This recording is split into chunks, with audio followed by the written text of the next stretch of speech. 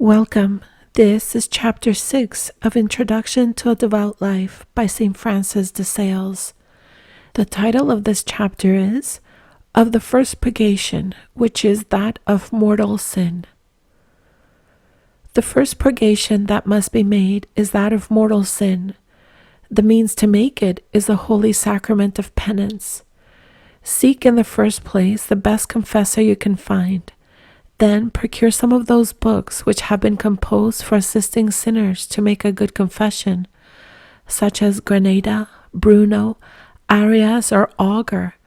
Read them carefully and remark from point to point in what you have offended from the time you came to use of reason to the present hour. Should you distrust your memory, write down what you have observed, and having thus prepared and collected together the bad humors of your conscience, detest and renounce them with the greatest contrition and sorrow that your heart can conceive, by considering these four things. Number 1, that by sin you have lost the grace of God. Number 2, that you have resigned your claim to heaven. Number 3, that you have chosen the eternal pains of hell. And number 4, that you have renounced the eternal love of God.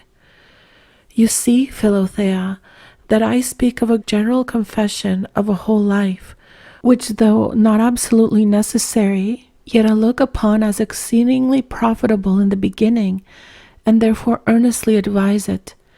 It frequently happens that the ordinary confessions of those who lead a common worldly life are full of considerable defects, for they often make little or no preparation, neither have they sufficient contrition.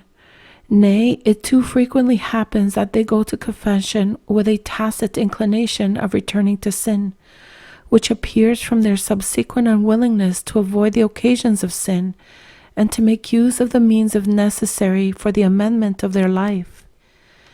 In all these cases, a general confession calls us to the knowledge of ourselves.